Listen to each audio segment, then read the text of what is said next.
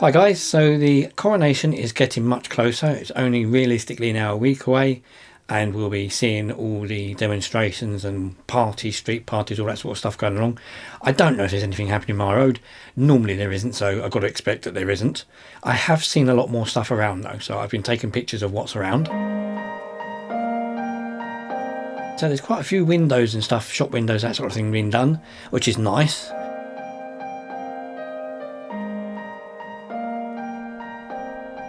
There's a few bits and bobs of other places. Some of the knitting on the post box has been done again. Only a couple I've seen though. There's not many. That Birchington that normally does it hasn't done the whole town, so I don't think everybody's overly enthusiastic about the coronation. I think most people's argument with the coronation is not so much the king, it's the fact that they're going to have a Queen Camilla. Some people are moaning about her not being Queen Consort anymore, as being the Queen, but we don't know. So, hey, I'm not fussed. Each to their own.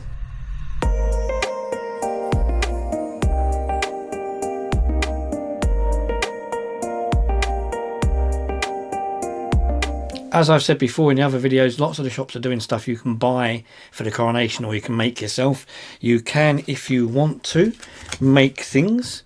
I did pick up a thing for making coronation fudge, which to be fair doesn't look too difficult.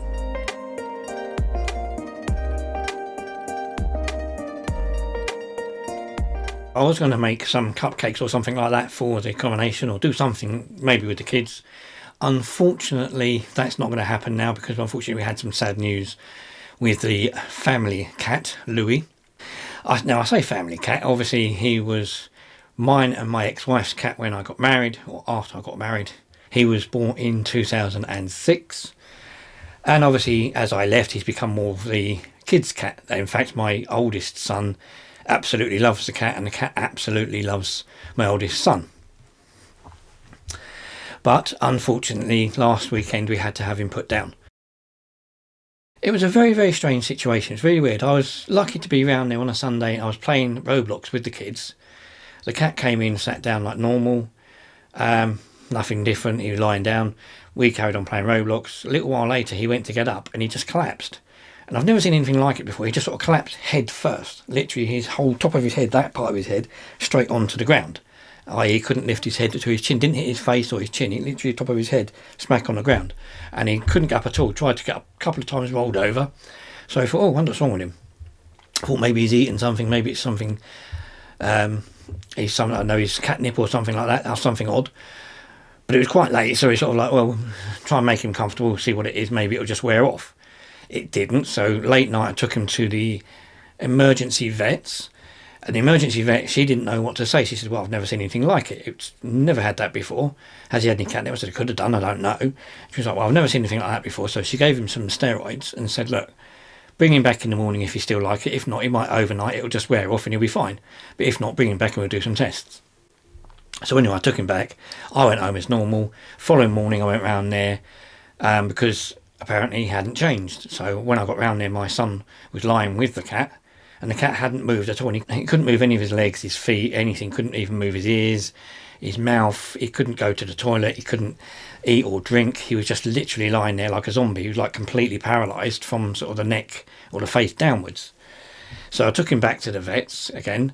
And the same thing again at the vets. It was, oh, okay, well, we need to put him on tests. We'll get some blood tests and stuff done and we'll have a look. So my son wouldn't go to school. He was too upset. He was, I said, this cat's his life. He loves the cat. And the cat absolutely loves him. So later on in the day, I went over with my ex-wife back to the vets to have a look at some x-rays. They'd done some x-rays of him to show us what was wrong, what they thought was wrong. But unfortunately, he hadn't changed. He'd actually got worse. The only thing he could move was his eyes. Nothing else on his body could move. He couldn't go to the toilet. He had a very full bladder and he was very, very sick. And the vet said, unfortunately, really, his quality of life's not going to improve. There's nothing we can do for him now. So it's like, okay, so realistically we need to ring up, get my son, who is being looked after, brought over so that he could see the cat before, basically, unfortunately, he was put down. So when Joshua got there, I gave him the opportunity, do you want to come and see him, say goodbye, and then wait outside whilst they do what they need to do? And he was like, no, I want him to be everything. I said, okay, it's up to you. And we discussed it with him and said, no, he wants to be there through everything. So they brought Louis into the table, and you could see, unfortunately, he literally couldn't move anything apart from his eyes. He couldn't, he could breathe. his heart was beating, but he couldn't move anything, his ears or anything, nothing moved apart from his eyes. I sent my son round to the front of him so the cat could see him, and actually he did start purring. So he was purring as he could see my son, but he literally couldn't move anything else. So unfortunately we had to have him put down. But I was very glad that Joshua was there. He saw that because he was with the cat at the time, and he felt comfortable that he was there with him, and the cat saw him and the cat was happy that he was there. So it was a good way as a send-off. It was very, very distressing and very upsetting. I mean, it was awful, it was a terrible, horrible thing to do, and a horrible thing to go through, but it was the best thing for both of him, the cat, and for Joshua to be with Louis when he passed.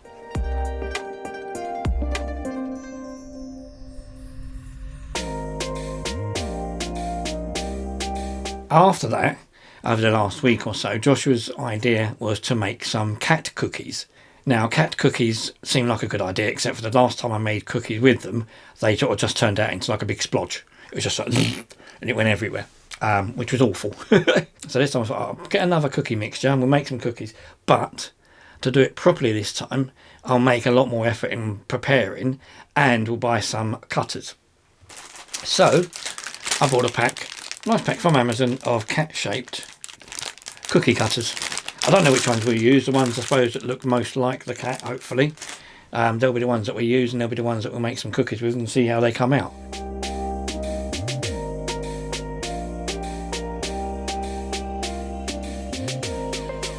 A few moments later. Mission accomplished! I won!